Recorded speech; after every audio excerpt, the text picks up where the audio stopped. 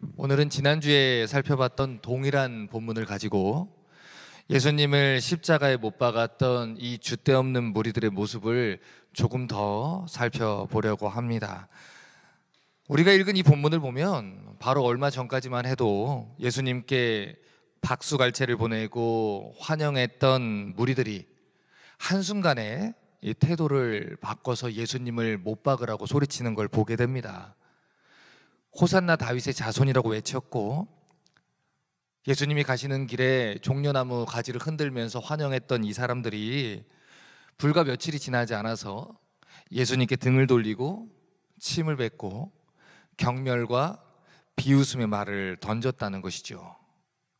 마가복음 11장 8절에서 10절을 보면 그때의 모습을 이렇게 말합니다. 많은 사람은 자기 겉옷과 다른 이들은 밭에서 벤 나뭇가지를 길에 펴며 앞에서 가고 뒤에서 따르는 자들이 소리 지르되 호산나 찬송하리로다 주의 이름으로 오시는 이여 찬송하리로다 오는 우리 조상 다윗의 나라여 가장 높은 곳에서 호산나 하더라. 자, 지금 읽은 이 본문하고 오늘 우리가 읽은 15장에 등장하는 이 무리들은 동일한 사람들이라고 했습니다. 한순간에 그들이 예수님께 돌아섰고 한순간에 예수님을 십자가에 못 박으라고 했지요. 예수님이 십자가에 달리던 그 금요일에 이 로마 총독 빌라도가 예수님을 살리기 위해서 이렇게 물었습니다. 너희는 내가 유대인의 왕을 너희에게 놓아주기를 원하느냐? 빌라도가 사용한 이 단어에 주목을 해보면 빌라도가 의도적으로 유대인의 왕을 너희에게 놓아주길 원하느냐라고 한 걸 볼 수가 있어요. 왜냐하면 빌라도도 이전에 예루살렘에서 일어났던 그 일들을 잘 알고 있었습니다. 로마의 총독으로서 보고를 받고 있었기 때문에 이스라엘 백성들이 예수라는 자를 새로운 임금으로 삼기 위해서 호산나 다윗의 자손이라는 것을 외치고 있다라는 소리를 이미 들었기 때문이에요. 그런데 지금 대제사장들이 와서 예수님을 고발을 했고 아무리 봐도 자기가 봐도 이 예수님은 죄가 없습니다. 게다가 자신의 아내도 와서 무죄라고 얘기를 하는데 지금 빌라도가 예수님을 풀어주기 위해서는 상당한 지혜가 필요한 상황이었던 거예요. 그래서 빌라도가 가만히 고민을 해보니까 명절을 당하면 백성에 구하는 대로 죄수 하나를 놓아주는 전례가 있었습니다.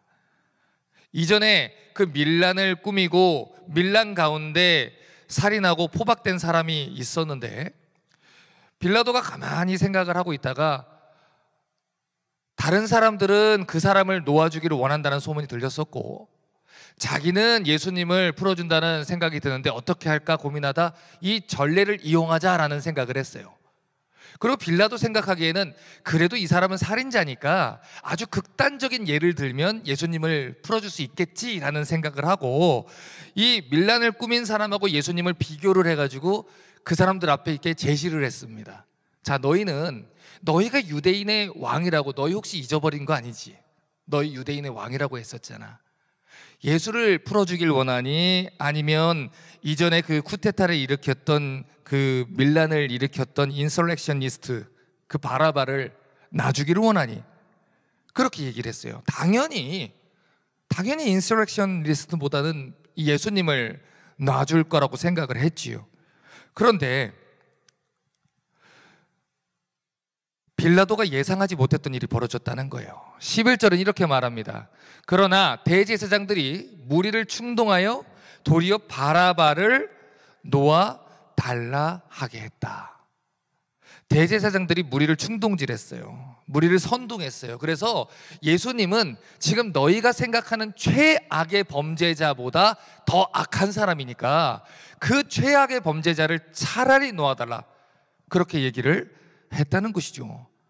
그래서 이 빌라도가 자기 생각대로 되지 않으니까 다시 물어봤어요. 너희가 유대인의 왕이라고 했던 그 사람은 내가 어떻게 할까? 빌라도가 머리를 쓰는 거예요. 너희가 유대인의 왕이라고 했잖아. 잊었어? 너희 지금 왜 갑자기 그러는 거지? 다시 생각해봐. 너희가 며칠 전에 유대인의 왕이라고 했어. 이렇게 의도적으로 질문을 했다는 거예요. 그런데 13절을 보니까 저희가 다시 소리 지르되 십자가에 예수님을 못 박게 하소서라고 더 크게 소리 질렀다는 것입니다. 그래서 빌라도가 다시 한번 애를 썼어요. 14절에 어찌 미뇨 무슨 악한 일을 했느냐? 더욱 소리 지르되 빌라도에게 소리 지르되 십자가에 못 박게 하소서 하는지라. 이미 상황은 끝났습니다. 백성들은 마음을 돌이킬 마음이 없었어요. 다시 설득을 해봤자 이 사람들은 더 다른 말을 할 것 같지도 않았어요. 그래서 빌라도는 포기를 해버렸습니다. 그리고 15절을 보니까 무리에게 만족을 주고자 하여 바라바는 놓아주고 예수는 채찍질하고 십자가에 못 박히게 넘겨준 것입니다. 빌라도는 정치꾼이에요.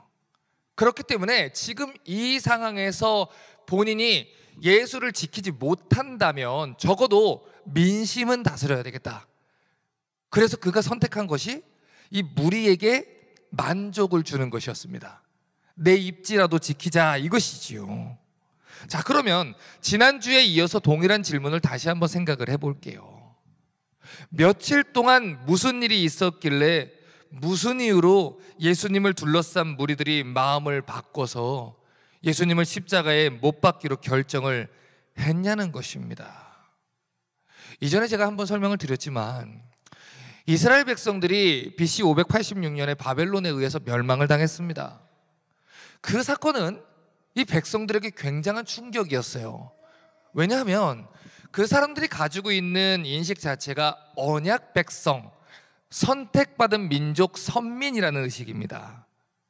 하나님이 모세에게 성막을 주시고 내가 너희 가운데 거하신다라고 말씀을 하셨고, 그 이후에는 이 성막은 돌아다니는 하나님의 집이었지만 성전을 주시고 나서 그리고 이 하나님께서 예루살렘에 이스라엘 백성과 함께 하신다고 했다는 말이죠.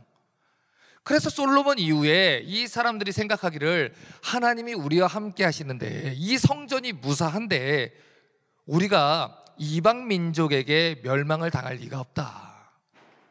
우리는 선민이다. 하나님의 언약을 받은 백성이다. 이렇게 생각을 했다는 거예요. 그런데 웬 선지자들이 나타나서 뭐라 그랬냐면 하나님께서 너희를 바벨론에 의해서 멸망당하게 할 것이다. 이 성전을 무너뜨릴 것이다 했다는 거예요. 믿지 않았어요. 우린 언약 백성인데, 우린 선택받은 민족인데, 우리말로 말하면 뭡니까? 우리가 3대째, 4대째 예수 믿는 집안인데, 우리 집안에 목사님이 몇 명인데, 우리가 교회를 몇 개를 지었는데, 우리가 교회를 어떻게 지켜온 집안인데, 그런데 하나님이 그 성전을 무너뜨려 버렸어요. 그리고 그 바벨론에 의해서 포로로 끌려가게 했습니다. 그래서 이 사람들이 충격을 받은 거예요. 그 이후에 이 사람들이 하나님께 부르짖지 않았을까요? 부르짖었지요. 부르짖었는데 웬걸요? 회복이 되는 것 같은데도 회복이 안 되는 거예요, 나라가. 주변의 국가들은 계속 부강해지고 잘 살아가는 것 같은데 이 바벨론 이후에도 이스라엘 백성들은 나라만 바뀌었지 페르시아, 그리스, 셀류코스 왕조, 이집트 계속해서 압제를 당하다가 지금은 이제 로마의 압제를 당하고 있는 상황이에요. 그런데 그런 상황에서 메시아라고 불리었던, 또 자청했던 사람들이 없었습니까? 있었어요. 자기들이 생각할 때 이 사람은 메시아다라고 생각했던 사람들도 있었고 스스로 메시아다 했던 사람들도 있었어요. 그런데 그들은 이스라엘 백성들의 기대를 채워주지 못했다는 것입니다. 그리고 식민지 국가로서 압제는 점점 더 심해져 가고 있었다는 거예요. 그래서 이들의 갈망은 점점 더 심해졌어요. 메시아가 언제 오느냐? 언제쯤 우리가 해방되지? 언제쯤 이렇게 지긋지긋한 식민지 생활에서 회복이 될까? 이렇게 생각을 합니다. 그래서 그들은 성경이 말하는 것보다 자기가 원하는 마음의 목소리를 듣기 시작했어요. 성경은 분명히 장차 오실 메시아가 죽기까지 섬기실 종으로서 메시아가 오실 것이다 라고 얘기를 합니다. 왕으로서 통치하실 메시아를 얘기를 하지만 그분이 왕으로 통치하기 위해서는 그분이 우리의 죄와 허물을 위해서 십자가에 죽으실 것이다 라고 얘기하는 게 성경이에요. 그런데 그들의 바람이 너무 큰 거지요. 그래서 성경이 말하는 걸 듣지 않는 거예요. 마치 우리가 고난, 십자가, 자기 부인, 누구든지 자기 십자가를 지고 나를 쫓지 않으면 나의 제자가 될 수 없다 라고 얘기를 예수님께서 직접 하셨음에도 불구하고 우리가 그 말씀들을 듣고 싶지 않아 하는 것처럼, 너희가 하나님과 재물을 겸하여 섬길 수 없느니라 라고 함에도 불구하고 우리가 듣고 싶어 하지 않는 것처럼 그들도 그랬다는 거예요. 그래서 그들은 다 모르겠고 강력한 왕으로 와서 우리 좀 먹고 살게 해줬으면 좋겠다, 우리 좀 그 이방 국가들에게 압제당하지 않고 옛날에 그 다윗 왕의 영광을 얻었으면 좋겠다, 이렇게 생각을 한 거죠. 그런데 때마침 자기들의 기호에 맞는 인물이 등장을 한 거예요. 예수라는 사람이 등장을 했는데 죽은 자를 살려요. 문둥병자를 깨끗하게 해요. 창세로부터 세상을 창조하고 나서 그런 일이 있었다는 걸 들어본 적이 없는데 예수님이 별 기적을 다 벌이는 겁니다. 더러운 귀신들이 와가지고 예수님 앞에 무릎을 꿇지요. 거기다가 얼마 전에는 오병이어 사건까지 벌어졌어요. 야, 이분은 대단한 분이에요. 보리떡 5개랑 물고기 2마리로 5,000명 이상을 먹여버려요. 그러니까 이분이 메시아가 되면 우리는 식량난도 없어요. 이제는 이런 기대를 하는 거예요. 그래서 예수님을 이 메시아로 삼으려고 이 사람들이 굳건한 마음을 가지고 예루살렘 성에 들어갈 때 때가 왔나 보다, 이제 드디어 때가 왔다, 이제 우리가 로마에게서 해방될 것이다, 이렇게 생각을 하고 종려나무 가지를 막 흔들었습니다. 웬걸요, 대제사장들이 이제 예수님을 물어뜯기 시작하는데요, 이 순식간에 예루살렘에 긴장감이 들었습니다. 긴장감이 들었어요. 그런데 이 대제사장들이 예수님한테 말로 안 되는 거예요. 지혜로 안 되는 거예요. 권세 논쟁을 하는데 물리쳤지요. 부활 논쟁으로서 물러갔지요. 그리고 예수님께서 성전을 뒤집어 엎어버렸어요. 그런데 그 앞에서 말도 한마디 제대로 못했습니다. 그러니까 이 사람들이 동요하기 시작하는 거예요. 아, 진짜구나, 예수님이 메시아가 맞는 것보다, 이렇게 생각을 하는데 이 대제사장들의 세력이 만만치가 않습니다. 이 사람들이 유대교의 모든 것을 다 쥐고 있는데 이들이 하나하나 모이기 시작하더니 72명으로 구성된 이 사내들인 공의회가 회의를 하기 시작했어요. 그리고 예수님을 잡아 죽이겠다고 결정을 했고, 그 뒤로 소문들이 이제 뒤로 퍼져나가기 시작합니다. 예수님을 이제 죽이기로 결정을 했다는 소식이. 그때부터 사람들은 선택을 해야 했어요. 예수님을 따를 것이냐, 아니면 대제사장들의 편에 설 것이냐. 원래 그 사람들은요, 요한복음 6장 15절을 보면 예수님을 임금 삼으려고 했습니다. 원래 그 사람들은 종려나무 가지를 가지고 가서 호산나 찬송하리로다, 이스라엘의 왕이시여 라고 얘기를 했어요. 불과 얼마 전이에요. 그런데 이 사람들이요, 눈앞에서 실질적으로 대제사장들이 모이는 걸 보고, 그들이 결의하는 걸 듣고, 그들이 예수 편에 서기만 하면 가만두지 않겠다라는 분위기를 풍기기 시작하자 시대를 읽기 시작한 거예요. 그러니까 예수님이 메시아냐 아니냐, 성경이 말하고 있느냐 말하고 있지 않느냐, 이런 것들을 자기 스스로 따져보고 생각하고 예수님을 따르는 게 아니고, 지금 당장 나에게 뭐가 위협이 되고 지금 당장 나에게 무엇이 유익이 될 것이냐 머리를 굴리기 시작을 한 거예요. 내가 예수를 따르는 게 득이냐 실이냐, 예수를 따르는 게 내 신변에 도움이 될까, 아니면 지금 대제사장들의 편에 서는 게 도움이 될까, 누가 이길까, 누가 더 이익이 될까 고민을 하기 시작했는데 예수님이 로마 군인들에게 체포를 당했습니다. 고민이 깊어져 가기 시작했어요.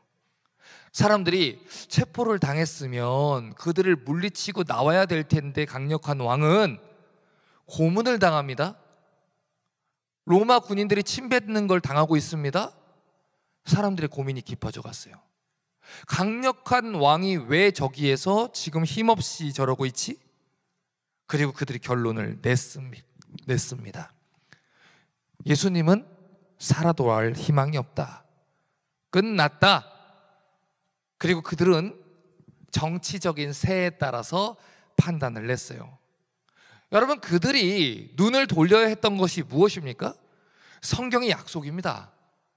성경이 무엇이라고 이야기를 하고 있는지만 알았어도 그들은 흔들리지 않았을 거예요. 여러분, 사람은 누구나 흔들립니다. 누구나 연약합니다. 심지어 세례 요한도 흔들렸어요. 예수님을 위해서 복음을 전하다가 감옥에 갇힌 요한이 뭐라고 했습니까? 오시리가 당신입니까? 아니면 우리가 다른 일을 기다립니까? 그랬더니 예수님이 그에게 뭐라 그랬어요? 지금 일어나는 모든 일들을 보고 성경이 뭐라는지 봐라, 이거예요. 그래서 세례 요한은 자신의 목숨을 걸고 믿음을 지켰습니다. 자, 그러면 오늘 이 무리에게도 동일한 선택지가 주어졌다는 거예요. 상황이 이렇게 됐든 환경이 이렇게 됐든 주변 상황들의 분위기가 이렇게 됐든 그들은 하나님의 백성입니다. 그러면 언약 백성이라면 언약의 눈을 돌려야 되는 거예요. 하나님이 무슨 약속을 주셨는지 그 하나님의 약속을 붙잡아야 되는 거예요. 그런데 성경을 펴니까 이사야 53장 6절에서 8절에 이렇게 약속을 했어요. 우리는 다 양 같아서 그릇 행하여 각기 제 길로 갔거늘 여호와께서는 우리 무리의 죄악을 그에게 담당시키셨도다. 그가 곤욕을 당하여 괴로울 때도 그 입을 열지 아니하였으며 마치 도수장으로 끌려가는 어린 양과 털 깎는 자 앞에 잠잠한 양같이 그 입을 열지 아니하였도다. 자, 그 뒤에 있는 구절이 중요한 거예요. 그가 곤욕과 신문을 당하고 끌려갔으니 그 세대 중에 누가 생각하기를, 이 줏대 없는 무리가 생각하기를 그가 산자의 땅에서 끊어짐은 마땅히 형벌받을 내 백성의 허물을 인함이라 하였으요. 지금 무슨 말입니까? 예수님이 무리들의 죄를 위해서 죽으셨는데 그 세대 중에 있는 어떤 사람도 성경을 생각하지 않는다라는 얘기를 하는 거예요. 예수님이 내 죄를 위해서 죽을 것이다, 내 죄를 위해서 죽으셨다라는 걸 그 세대 중에 누구도 생각하지 않았고 그것을 이미 성경은 예언을 했다는 것입니다. 예수님이 온전히 형벌을 받은 이유가 뭡니까? 힘이 없어서입니까? 무리들이 생각하기를 힘 있는 메시아라면 떨쳐버리고 나와야 되는데 못 나오니까 저분은 아닌가 보다. 예수님이 힘이 없어서 그렇게 매를 맞고 침뱉음을 당했습니까? 마태복음 26장 53절 54절은 이렇게 말해요. 너는 내가 내 아버지께 구하여 지금 12영 더 되는 천사를 보내시게 할 수 없는 줄 아느냐? 내가 만일 그렇게 하면 이런 일이 있으리라 한 성경이 어떻게 이루어지려? 예수님의 모든 포커스는 성경을 이루게 하는 거예요. 예수님은 12영 더 되는 천사들을 부를 수 있습니다. 영이라고 하는 단어는 그 당시 로마 군대의 군대 단위예요. 6,000명 정도로 이루어진 군대 단위로 레기온이라고 쓰는 단어입니다. 그러니까 숫자적으로만 계산을 해도 72,000 이상이 되는 천사의 군대를 예수님이 지금 당장이라도 데리고 오실 수 있다는 거예요. 그런데 그렇게 하면 어떻게 성경이 이루어지리요? 예수님은 참고 계시는 거예요. 성경의 예언을 지키기 위해 참고 계시는 거예요. 지금 자기 앞에서 무슨 죄를 저지르는지조차 모른 채 생명의 주를 못 박으려고 하는 그 무리들의 죄를 담당하려고, 성경의 예언을 담당하려고 침묵한 채로 도수장에 끌려가는 그 어린 양처럼 고난을 당하고 계시는 거예요. 예수님이 죽으신 이유는 그들의 허물 때문입니다. 예수님이 채찍에 맞은 이유는 그들의 죄악 때문이라는 거예요. 그런데 그들은 성경이 말하는 메시아의 모습을 떠올리지 못했어요. 이사야의 말씀을 다시 열어서 그 말씀을 봤다면, 성경이 뭐라 하는지 다시 들었다면 그들은 이분이 메시아구나 라고 믿음을 지킬 수 있었을 텐데 그들은 성경을 열지 않았어요. 자기들이 듣고 싶은 걸 들었어요. 거짓 선지자들의 말에 귀를 기울였어요. 여러분, 정말 놀라운 사실은 거짓 선지자들을 삼가라, 내가 그들을 보내지 아니하였거니와 그들이 내게서 보냄을 받았다 하였느니라, 이 말씀을 거짓 선지자들도 인용을 한다는 거예요. 그런데 사람들은 자기들이 원하는 것을 듣는다는 것이지요. 처음 예수님을 못 박았던 무리들이 예수님을 처음 못 박으려고 찾아왔던 건 아닙니다. 그런데 결국 그들은 십자가에 예수님을 못 박았어요. 왜요? 그들은 성경에 설득되어야 했는데 타락한 대제사장들에게 설득을 당했어요. 성경의 목소리를 듣고 메시아를 떠올렸다면 그런 죄를 짓지 않았을 텐데, 타락한 대제사장들의 목소리를 듣고 자기들이 무엇을 외치고 있는지도 모른 채 예수님을 저주하기 시작했다는 거예요. 대제사장들이 심어놓은 그 거짓 증인들한테 선동돼서 자기들이 무엇을 외치는지도 모른 채 예수님을 저주하기 시작했다는 거예요. 자, 그러니까 쉽게 말하면 그들의 선택은요, 체계적으로 자기들이 객관적으로 차근차근 검토해서 결론을 낸 선택이 아니었고, 자기들의 진심을 담은 선택도 아니었다는 거예요. 그저 분위기에 휩쓸려서 즉흥적으로 자기들의 육신의 소욕을 따라 선택을 했다는 것이죠. 여러분, 그런데 무서운 사실이 뭔지 아십니까? 즉흥적인 선택을 했다고 해서 그 선택에 대한 책임을 피할 수 있는 건 아닙니다. 그들은 살인자를 선택했어요. 메시아를 못 박았어요. 그리고 그들은 메시아를 못 박은 죄에 대한 책임을 져야만 했습니다. 여러분, 그런데 우리 주변에도 이런 선택을 하는 무리들이 굉장히 많다는 걸 아십니까? 우리 주변에도 그렇게 인생을 살아가는 분들이 계셔요. 한 번이라도 이 구원 문제에 대해서 진지하게 생각해 본 적이 없어요. 그저 그냥 하루를 살아가면서 고민 없이 마지막일지도 모르는 그 하루를 살아가는 사람들이 있어요.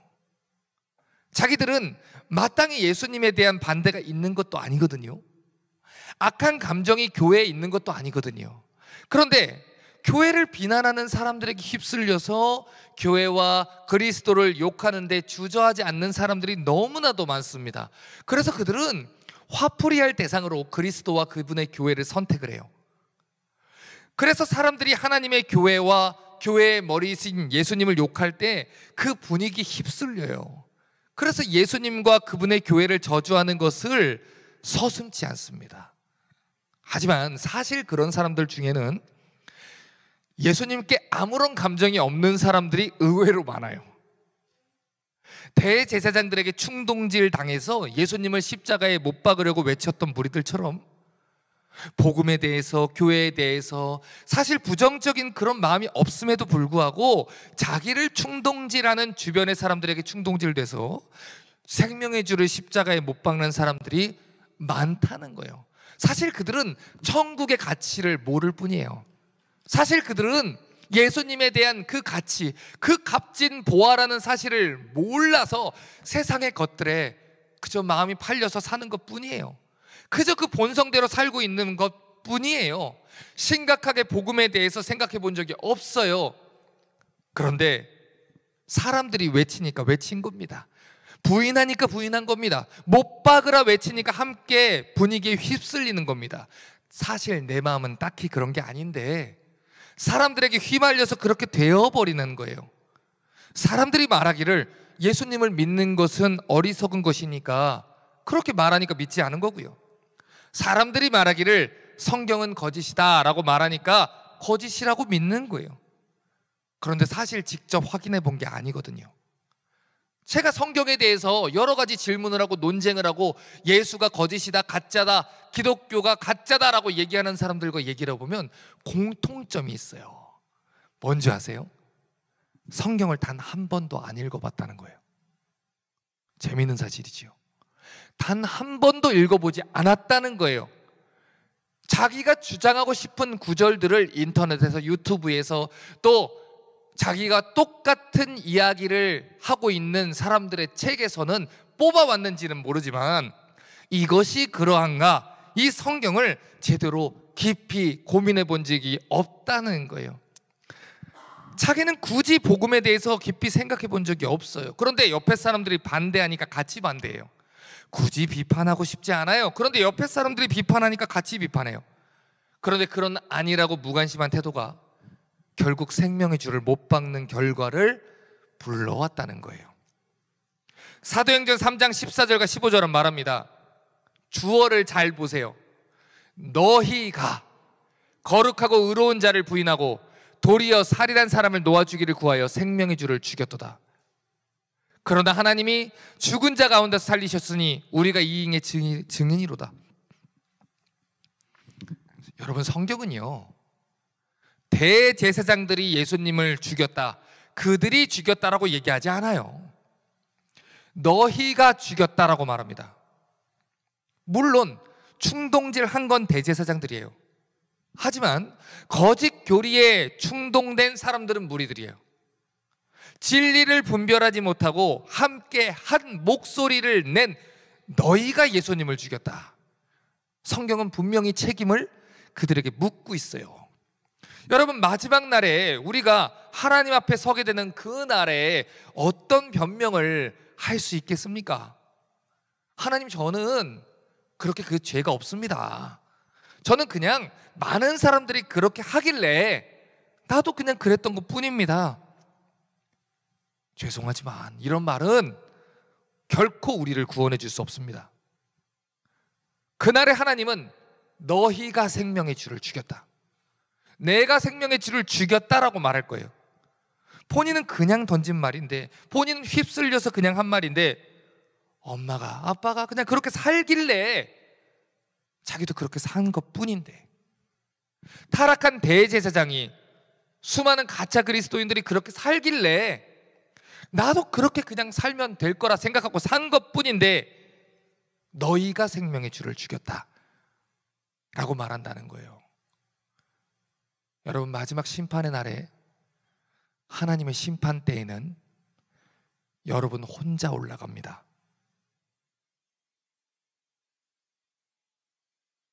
예수님, 많은 사람들이 그렇게 살았습니다. 그래, 말 잘했다. 많은 사람들이 다수를 따라서 죄를 지었으니 너도 그 많은 사람들을 따라 지옥에 들어가라. 너희가 생명의 줄을 죽였다. 무리들을 충동질한 타락한 대제사장들은 그들의 죄에 합당한 심판을 받을 겁니다.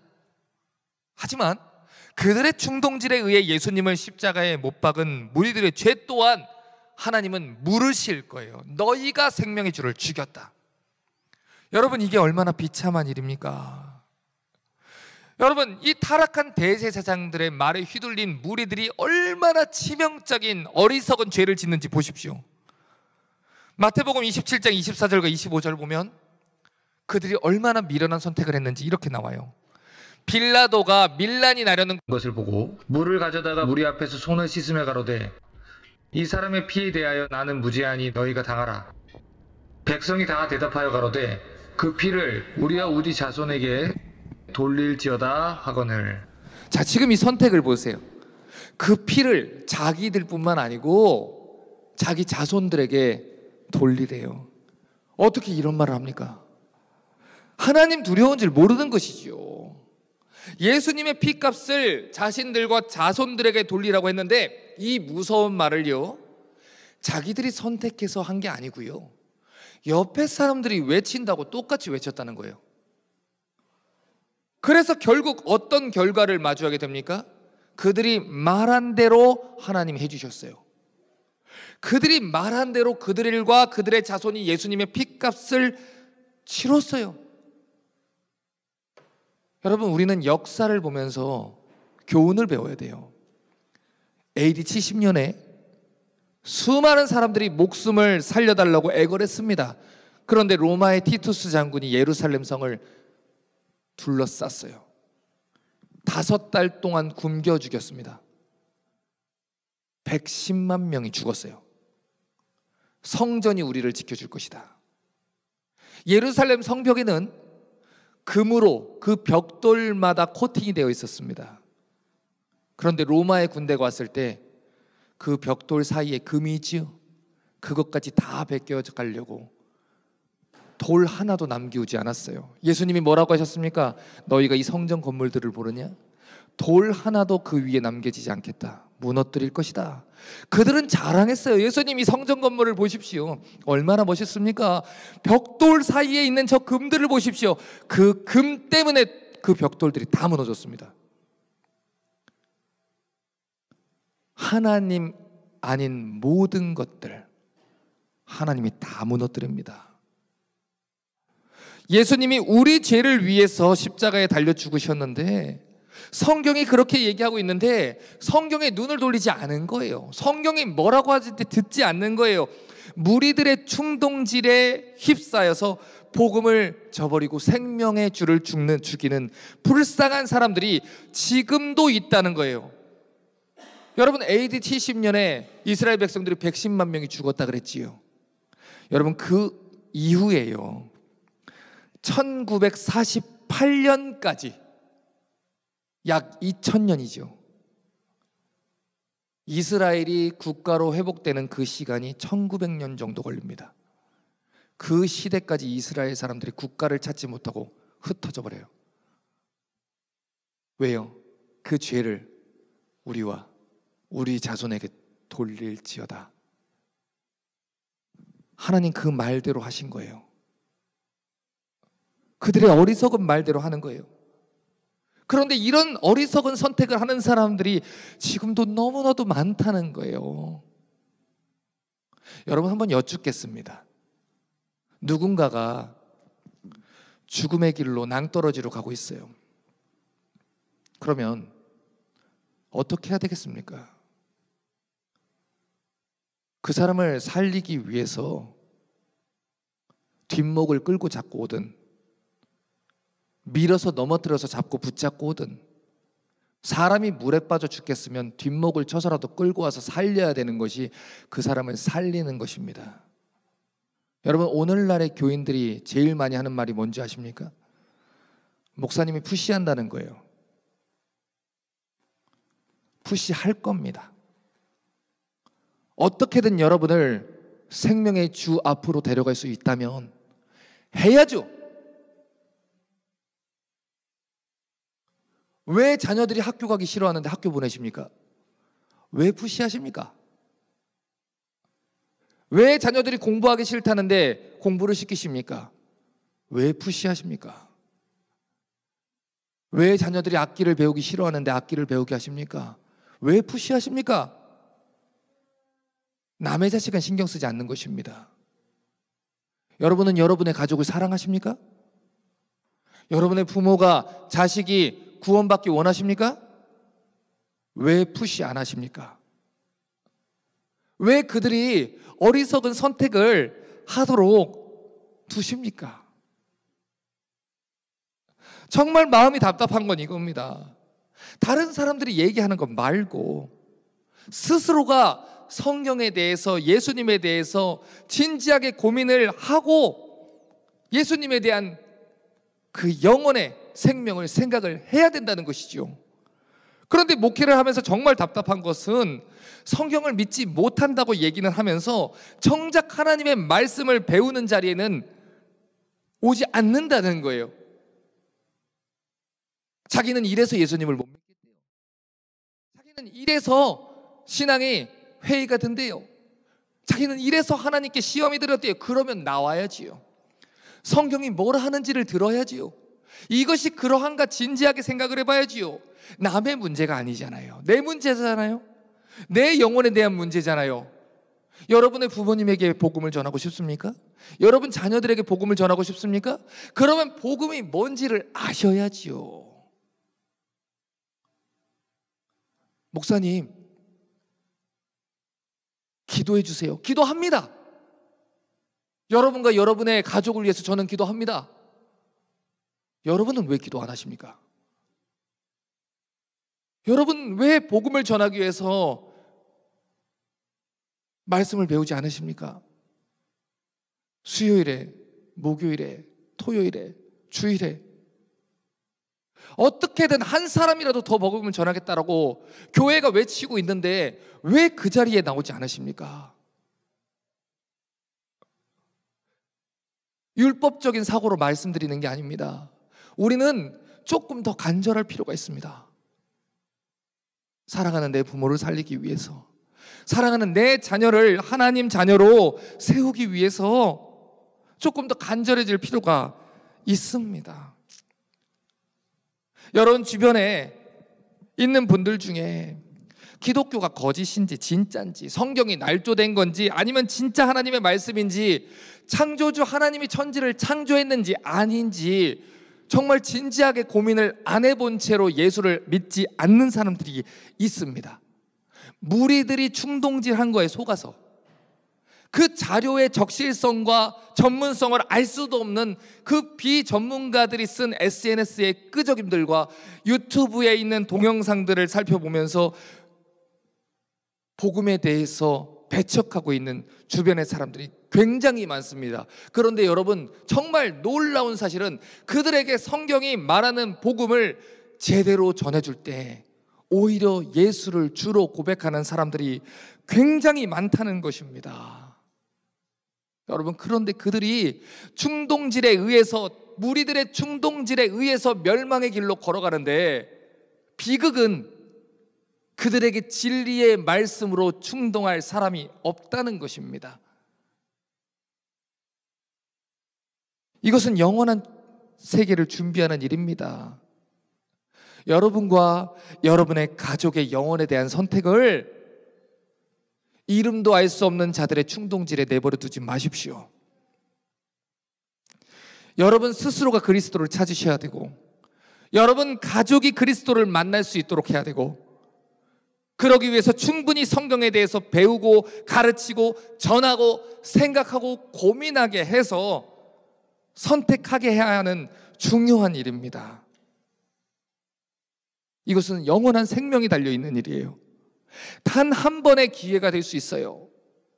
제 성경 맨 앞장에 제가 늘 기록해놓고 보고 있는 글귀가 있습니다. 이것이 마지막 설교다라는 말을 늘 보고 와요. 이유는 하나입니다. 제가 마지막일지, 아니면 이 자리에서 복음을 듣는 여러분의 생이 마지막일지, 오늘 이 예배를 끝으로 이 생을 마감하려고 하는 마음을 가진 그 절망적인 상태에 있는 사람이 올지 누구도 모릅니다. 그래서 이 시간은 어떻게든 복음을 전하고 예수를 전하고 고민하게 하고 생각하게 하고 하나님에 대한 오해를 지우고 설득해야만 하는 그런 시간입니다. 어떻게든 푸시해서라도 그 멸망의 자리에서 벗어나게 해야 되는 책임이 있는 자가 목회자이고 성도라는 존재입니다. 언젠가 한 청년이 잠시 LA 지역을 떠나면서 인사를 공동체에 하면서 했던 말이 저한테는 참 마음의 울림으로 남아있어요. 그 청년이 그때 이런 말을 했어요. 여러분, 길거리에 나가서 H마트 앞에 가서 만나는 사람들에게 복음을 전해 주십시오. 그들 중에 저처럼 의외로 예수를 믿을 수 있는 사람들이 너무나도 많습니다. 그러니 그 일을 멈추고 전해 주십시오. 본인도 이전에는 예수를 안 믿었는데 어느 날 예수님을 만나게 되었다는 거예요. 자기에게 복음을 전하는 누군가로 인해서. 여러분, 교회가 무엇입니까? 복음을 전하는 곳입니다. 성도는 누굽니까? 복음을 전하는 사람들입니다. 그러므로 이 시간 이 말씀을 진지하게 들으십시오. 여러분의 가족들을 잃어버리지 마십시오. 여러분의 자녀들을 잃어버리지 마십시오. 내 아내가, 내 남편이 정말 구원받았을까? 성경이 말하는 대로 정말 구원받았는지 베레아 사람들처럼 성경을 대하십시오. 사도행전 17장 11절과 12절에 베레아 사람은 데살로니가 있는 사람보다 더 신사적이라서 간절한 마음으로 말씀을 받고 이것이 그러한가 하여 날마다 성경을 상고하므로 그 중에 믿는 사람이 많고 또 헬라의 귀부인과 남자가 적지 아니하나. 베레아 사람들이 어떻게 구원을 받았습니까? 이게 진짜 맞나? 성경의 진리가 진실일까? 날마다 성경을 사모하면서 한 자라도 더 가르쳐 주세요, 한 자라도 더 알려주세요. 그렇게 성경을 사모했습니다. 여러분, 수요일에 제가 성경을 가르칠 때 우리 오후 저녁 클래스에는 호주에서, LA에서, 한국에서 각국에 있는 성도들이 성경을 배우려고 접속을 합니다. 여러분, 그런데 이번에 지난 수요일에는 우리가 데일라이트 세이빙이 적용이 되는 바람에 이 호주에 있는 한 분이 이 시간을 놓친 거예요. 전 그 생각을 못했던 거예요. 그런데 1시간 뒤에 들어오게 된 것이요. 그러면 여러분 같으면 어떻게 하시겠어요? 놓쳤네? 이게 일반적입니다. 그런데 놓쳤다는 거예요. 저 녹음해 주셔서 좀 들려주시면 안 됩니까? 그 파일을 찾아서 또 들어요. 어떤 성도분은 비행 스케줄이 있어요.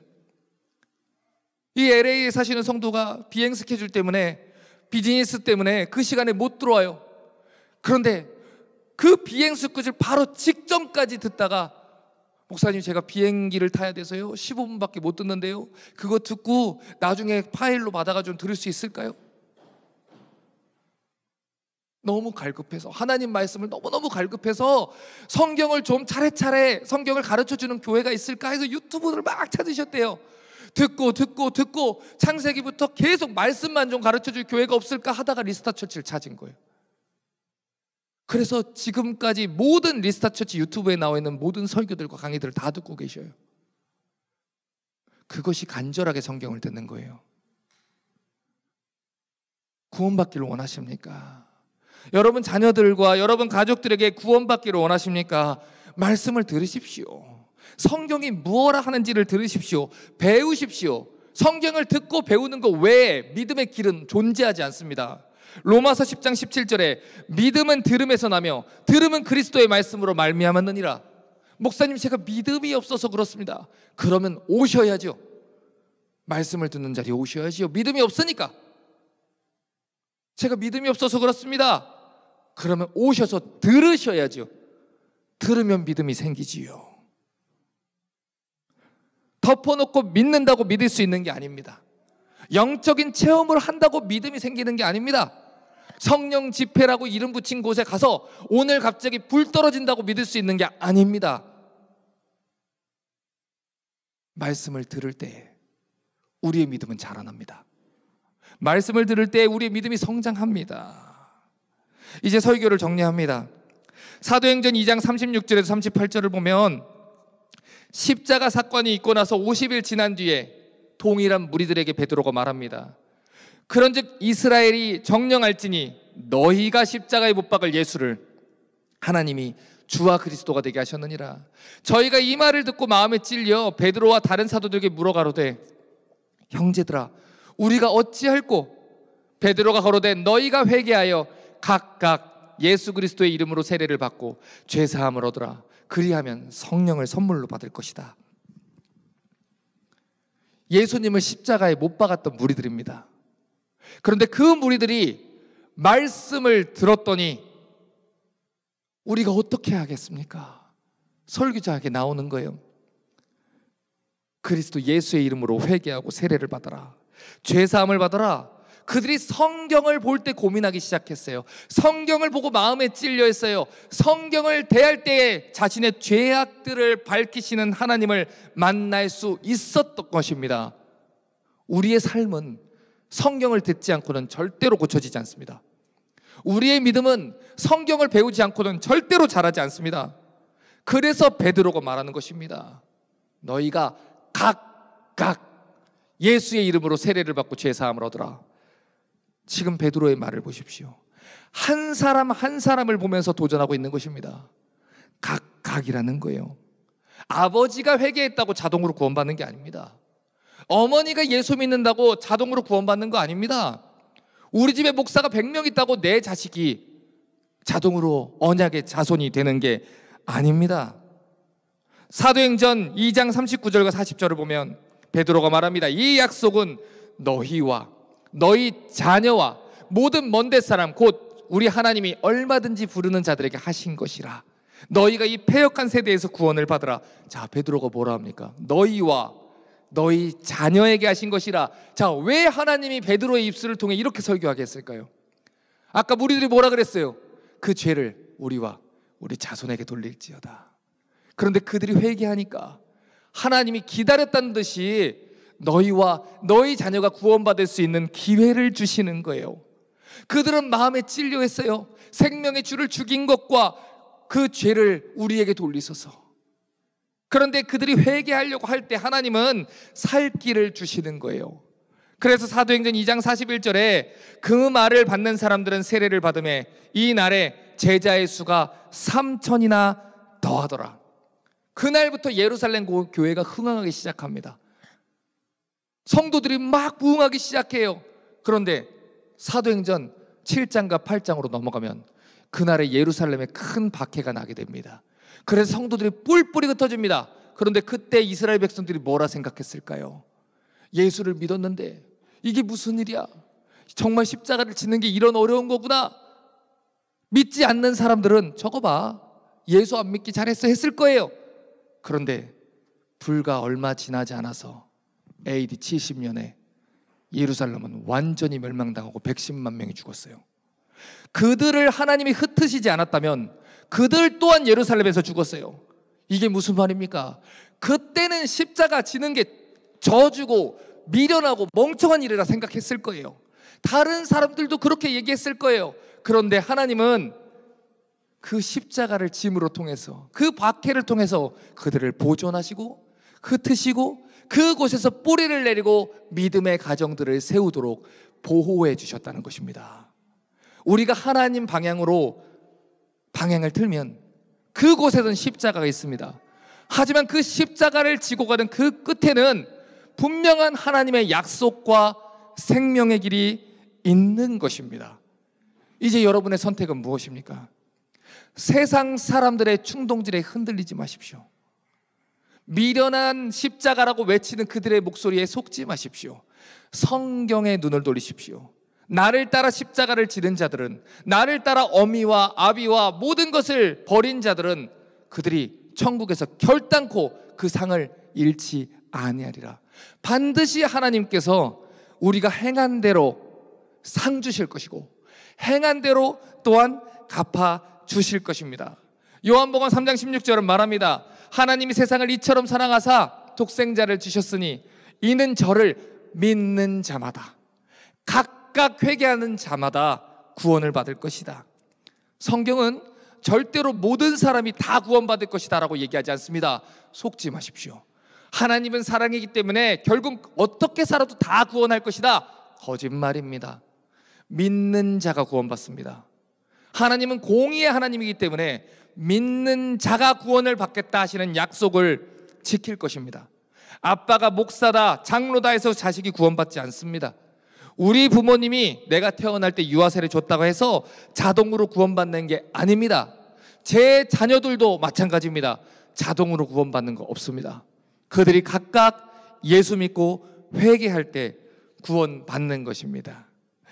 옆에 앉아있는 사람의 한마디에 여러분의 영혼을 맡기셔도 괜찮겠습니까?